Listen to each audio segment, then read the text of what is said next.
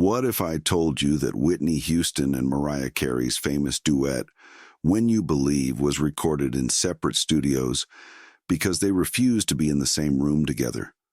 What if I told you that their 1998 collaboration became the most expensive and tense recording session in music history, requiring mediators, separate entrances, and contractual agreements about vocal arrangements? And what if I told you that this wasn't about music at all, but about two women fighting for the title of greatest voice of their generation? The untold story of the 1990s most brutal vocal war starts here.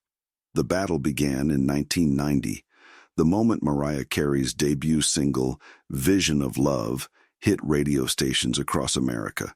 Music industry executives, critics, and fans immediately recognized something unprecedented, a voice that could match and possibly surpass Whitney Houston's legendary instrument. For 5 years, Whitney had reigned unchallenged as the queen of pop vocals. Suddenly, a 20-year-old newcomer threatened to dethrone her through sheer technical superiority. What made this rivalry particularly devastating was how closely their abilities matched. Both possessed 5-octave ranges. Both had been trained in gospel traditions. Both could seamlessly blend power with delicacy. But where Whitney represented established excellence, Mariah embodied dangerous innovation. A voice that could do everything Whitney could do, plus techniques that Whitney had never attempted. The psychological warfare began immediately. Whitney, secure in her position as the industry's vocal standard, initially offered public praise for Mariah's talent, while privately expressing concerns about the newcomer's technique and longevity. Mariah, desperate to establish her own identity separate from Whitney comparisons, began making subtle comments about natural versus trained voices, implying that her abilities were more authentic than Whitney's carefully developed skills. By 1992, as both women dominated the charts simultaneously, their rivalry had become the music industry's most closely watched competition. Every new single was compared not just to their own previous work, but to each other's latest releases. Radio programmers found themselves choosing between two vocally perfect options, while fans divided into camps that defended their preferred diva with religious fervor. The competition intensified when both artists began incorporating increasingly complex vocal gymnastics into their performances, each trying to demonstrate techniques the other couldn't match. Whitney's concerts featured extended vocal runs that showcased her power and control. Mariah's recordings included whistle register notes that reached frequencies Whitney couldn't access. Their artistic choices were no longer about serving songs, they were about proving superiority. But the real war was fought in recording studios, where both women pushed themselves toward vocal extremes that served competition rather than music. Whitney began attempting Mariah's whistle register techniques, straining her voice in ways that would contribute to her later vocal decline. Mariah incorporated more belting and power notes, trying to match Whitney's raw strength while maintaining her own technical precision. The 1998 When You Believe collaboration was supposed to end their rivalry through artistic unity. DreamWorks Records, producing the Prince of Egypt soundtrack, saw an opportunity to create the ultimate pop moment by pairing the decade's two greatest voices on an inspirational ballad that would dominate global charts while celebrating both artists' abilities. The negotiation process revealed the depth of their mutual animosity. Both artists demanded equal billing, equal vocal time, and approval rights over the other's arrangements. Whitney's team insisted she receive first billing based on her longer career and greater commercial success.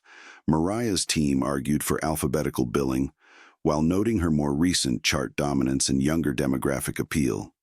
The real battle occurred over vocal arrangements. The song's climactic moments required both singers to demonstrate their greatest strengths, while accommodating the other's different style. Whitney's team wanted arrangements that showcased her power and emotional delivery. Mariah's team demanded sections that highlighted her technical precision and range extremes. Every compromise felt like artistic defeat to both participants. Recording sessions became exercises in passive-aggressive professionalism. Both women arrived with entourages designed to demonstrate their importance and success.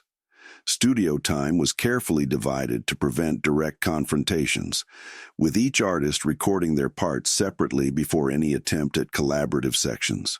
When they finally recorded together, the tension was so thick that producers struggled to capture natural-sounding interactions.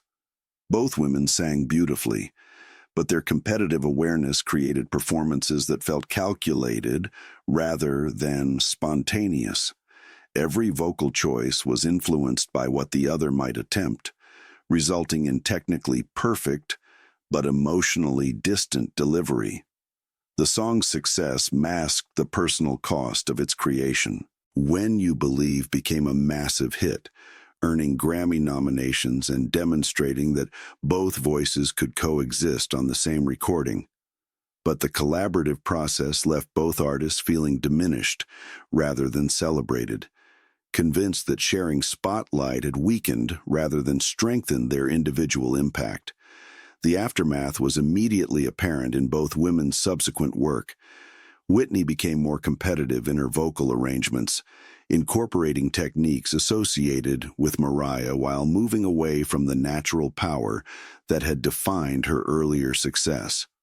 Mariah began focusing more on commercial production and songwriting, de-emphasizing the pure vocal showcases that had established her reputation. By 2000, their rivalry had evolved from professional competition into personal antipathy. Industry events became careful diplomatic exercises, with both artists' teams coordinating to prevent awkward encounters. Award ceremonies required strategic seating arrangements and separate backstage areas to avoid confrontations that might generate negative publicity. The rivalry's most destructive consequence was its impact on their artistic development. Both women had defined themselves through vocal superiority, but constant comparison with each other created impossible standards that no human voice could sustain indefinitely. Their competition pushed both toward vocal extremes that contributed to later technical problems and career difficulties. Whitney's attempts to match Mariah's whistle register capabilities strained her voice in ways that accelerated her decline. Mariah's efforts to incorporate Whitney's raw power led to technique modifications that would affect her consistency in later years. Both women sacrificed vocal longevity for immediate competitive advantage, ultimately damaging the instruments that made them legendary. The personal toll was equally significant. Both artists described feeling isolated by their rivalry, unable to enjoy their success because it was constantly measured against the other's achievements. Friends and collaborators reported that both women became obsessive about the other's career moves, tracking chart positions and critical reviews with an intensity that bordered on unhealthy. The rivalry's cultural impact extended far beyond their individual careers. Their competition elevated vocal standards across the entire music industry, inspiring a generation of singers to pursue technical excellence that previous decades hadn't demanded. But it also established unrealistic expectations for vocal performance that many artists couldn't meet, leading to widespread use of technological enhancement and auto-tuning. When Whitney Houston died in 2012, Mariah Carey's tribute statement revealed the complexity of emotions their relationship had generated. "She had a beautiful heart and will be missed greatly. She will always be a shining star in our hearts and in the music industry." The words were diplomatically perfect, while remaining emotionally distant, a final reflection of their complicated professional relationship. Today, music historians recognize the Whitney-Mariah rivalry as both inspiring and cautionary. Their competition drove both women to achieve vocal feats that remain unmatched, creating recordings that continue to define excellence in popular music. But their inability to separate artistic achievement from personal validation ultimately limited both their careers and their happiness. The greatest tragedy isn't that they competed, it's that they never learned to celebrate each other's achievements without feeling diminished by them. Two of the greatest voices in music history spent a decade trying to prove who was better instead of appreciating what made each of them irreplaceable. When You Believe remains their only collaboration, a monument to both their individual brilliance and their collective inability to share the spotlight gracefully. The song that was supposed to unite them instead became a symbol of everything that kept them apart. Two perfect voices singing the same song while remaining in completely separate worlds.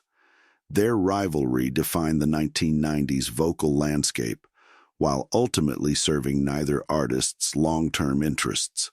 The war between Whitney Houston and Mariah Carey produced incredible music, impossible standards, and a cautionary tale about the cost of making art into a competitive sport rather than a collaborative celebration of human excellence.